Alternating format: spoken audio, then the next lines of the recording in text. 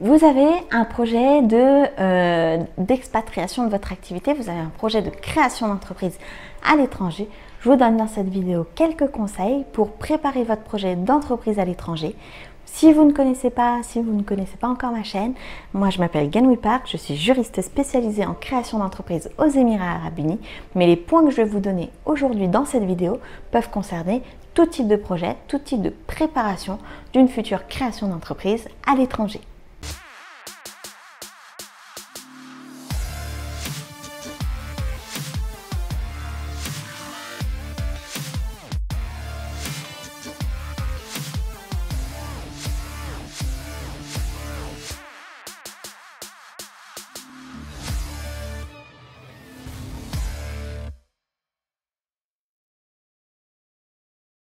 Premier élément particulièrement à prendre en compte, c'est déterminer le potentiel du pays dans lequel vous souhaitez aller vous installer. Donc déterminer ce potentiel, c'est se renseigner sur le coût de la vie sur place, sur le coût et les formalités d'entreprise, sur le coût de fonctionnement et de continuité d'activité d'entreprise, mais également sur tout ce qui est parti sur la base clientèle future, sur les possibilités d'évolution de votre entreprise dans le pays en question, sur les contraintes qui vont s'opposer à vous et quelles sont les solutions. Vous allez également devoir vous renseigner sur les contraintes en termes de législation sociale, fiscale, juridique, enfin en tout cas sur tout l'aspect économique et juridique de votre future entreprise, et vous allez devoir vous renseigner sur la forme juridique que va adopter votre entreprise. Ce n'est pas parce qu'une forme juridique ressemble à une forme juridique qu'on pourrait trouver en France que le régime et les coûts de fonctionnement associés sont les mêmes. Pour vous donner un exemple de contraintes à prendre en compte lorsqu'on cherche à faire une entreprise à l'étranger, un exemple très simple, très basique, c'est le décalage horaire. Donc si votre prestation, c'est une prestation par exemple de service qui s'adresse à des clients qui résident principalement en France, en Belgique, au Luxembourg, en Suisse, prenez en compte le décalage horaire. Il m'arrive notamment dans le cadre de mon activité, parce que je fais des sessions de consultation complètement gratuites sur la création d'une entreprise aux Émirats Arabes Unis, que j'ai rendez-vous avec un client par exemple à 9h du matin ou à 19h le soir, et que pour cette même personne ce soit à l'heure complètement opposée. Donc quand j'appelle le matin, que ce soit le soir, presque la nuit, et inversement. Donc c'est des éléments qui sont à prendre en compte lorsqu'on s'installe.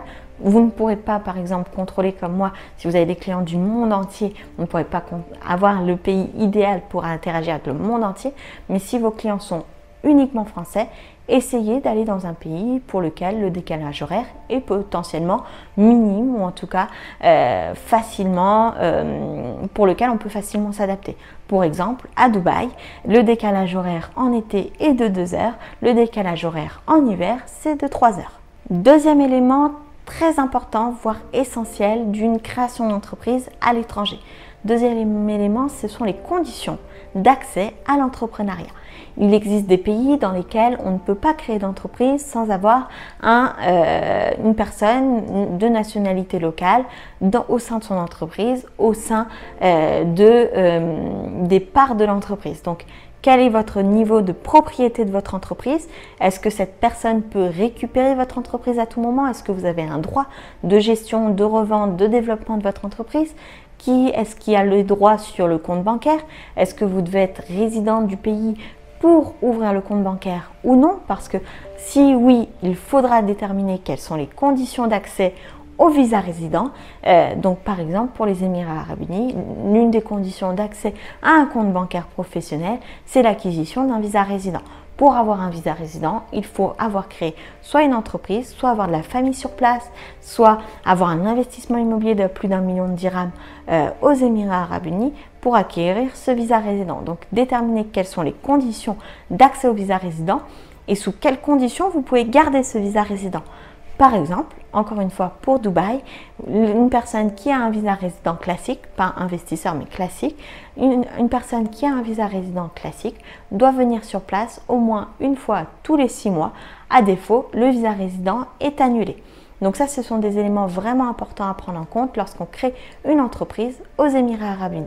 Troisième élément, ça va être l'investissement nécessaire à la création de votre entreprise. Quel sera le coût de déménagement? quel sera le coût de création d'entreprise, quels seront les coûts de fonctionnement de votre entreprise, quels seront les coûts de renouvellement de votre statut, quels seront les taxes et les impôts qui vont s'imposer à vous, ou même la TVA. Par exemple, Dubaï est un pays sans impôts où il existe une TVA de 5% à partir de 375 000 dirhams de chiffre d'affaires. Je vous ai fait une vidéo à ce sujet que vous retrouverez sur ma chaîne. Très important donc de savoir quels sont les coûts pour entreprendre aux Émirats Arabes Unis. Attention, si vous êtes citoyen français, vous devez quand même respecter toute la partie juridique française au moment de la fermeture de votre entreprise en France, avant de la faire muter, en tout cas de la faire migrer vers un pays étranger. Et donc faites attention à tout ce qui est exit tax et aussi à toute la partie fonds de commerce, parce que ce n'est pas parce que vous avez dans une entreprise en France tout un stock que ce stock-là va continuer à vous appartenir dans le cadre de la nouvelle entreprise.